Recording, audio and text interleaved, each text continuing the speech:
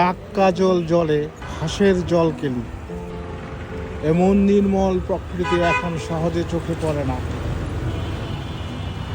ইহা গাজীপুর ভাওয়াল রাজবাড়ির পশ্চিম পাশে ভাওয়াল রাজাদের করা বিশাল দিঘির নির্মল জল। সেই জলে হাঁসের জলকেলি দেখিয়া মন শৈশবে চলিয়া গেল। দুপুর হইবার আগেই শৈশবে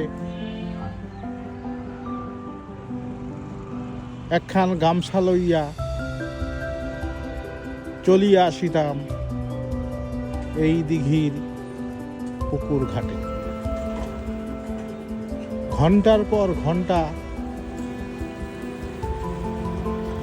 শীতল পানিতে সাঁতার কাটিয়া ডুবাইয়া মন প্রাণ ভরিয়া স্নান করিতাম। আহা, সেই কাজল কালো দিঘির জল, সেই কাজল কালো দিঘির ঘাটলা আজ শূন্য পড়িয়া থাকে।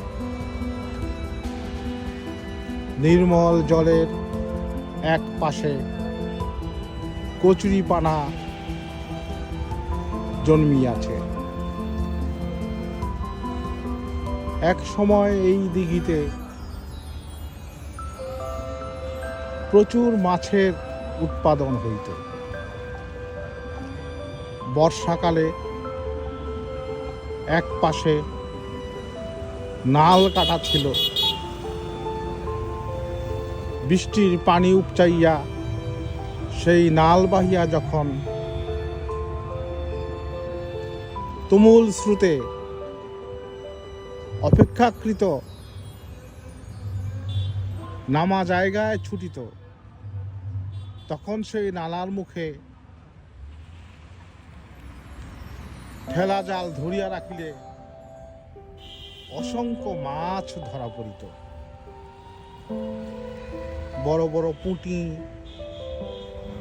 মলা, শৈ, শিং, মাগুর, বোয়াল, কতই না সুস্বাদু ছিল সেই মাছ।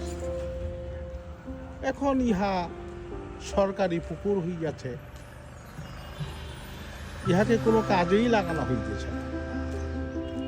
ফলে এখানে আর তেমন মাছ দেখা যায় না। তবু কেহ কেহ আসিয়া চেষ্টা করেন জাল ফেলিয়া মাছ ধরিয়া।